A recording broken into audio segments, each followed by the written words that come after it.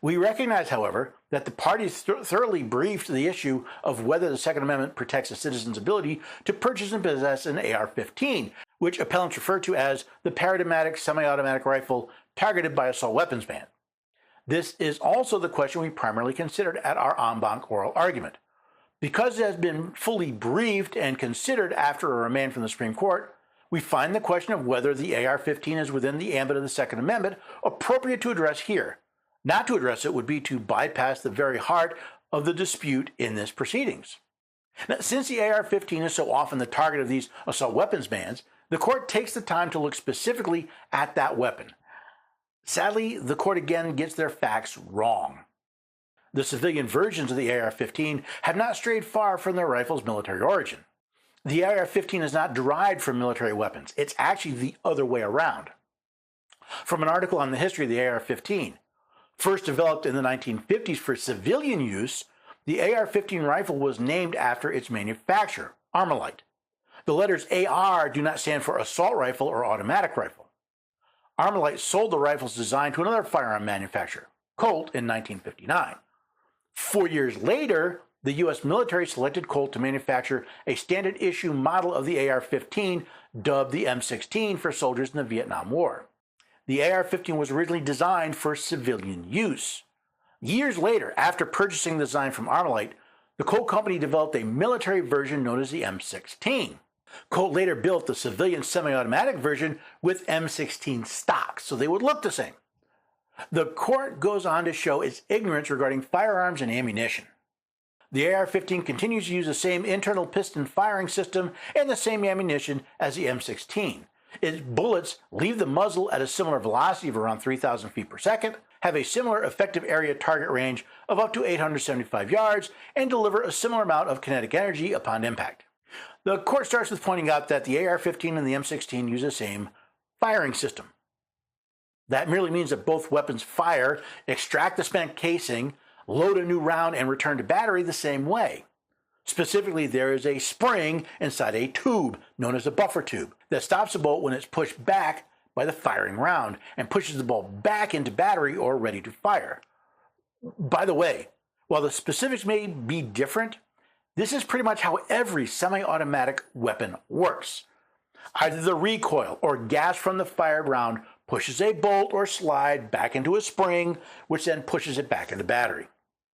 The court also makes a scary point that both the AR-15 and the M16 have similar muzzle velocities. Of course, the court fails to mention that more than 36 rifle calibers have a muzzle velocity of 3,000 feet per minute or more.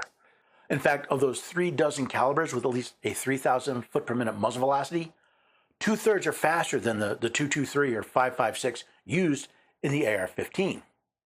In fact, the average deer rifle cartridge, like a .308 or a .30-06, has up to 50% more kinetic energy than the .223, and they're not considered assault weapons.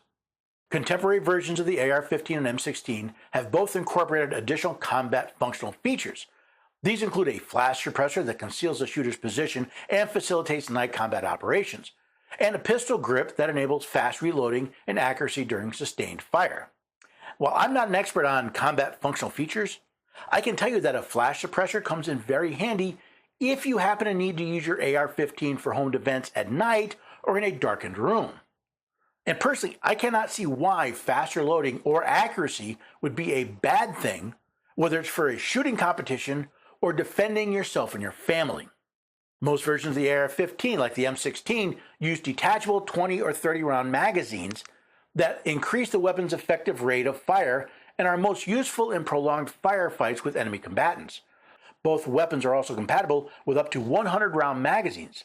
Other combat function features include that the AR-15 and M16 include a threaded barrel for affixing of a flash suppressor, recoil compensator, or silencer, a barrel shroud to protect the shooter's hands from excessive heat during sustained fire, and a rail integration system for the mounting of sights, scopes, slings, flashlights, lasers, foregrips, bipods, bayonets, and under-barrel grenade launchers or shotguns.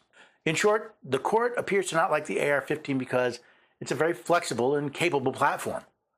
Lost on the court is the fact that there are plenty of legitimate reasons to sustain fire. Shooting competitions or having to defend yourself against a gang of criminals attempting to enter your house are just a few.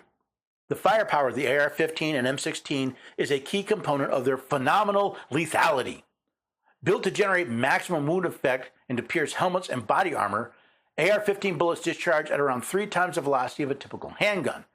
These higher velocity rounds hit fast and penetrate deep into the body, creating severe damage. The idea of the AR-15 having a phenomenal lethality, again, shows the ignorance of the court. The World War II workhorse rifle, the M1, used a 30-06 round with similar muzzle velocities and up to 50% more kinetic energy than the .223 used by the AR-15. Add to that the fact that most rifle rounds have 3 times or more the muzzle velocity of a typical handgun, and it becomes quite clear that the court knows very little about firearms or what makes them dangerous. All the language about the lethality of the AR-15 is nothing but scare tactics and displays the utter ignorance of those trying to justify their infringement on your rights.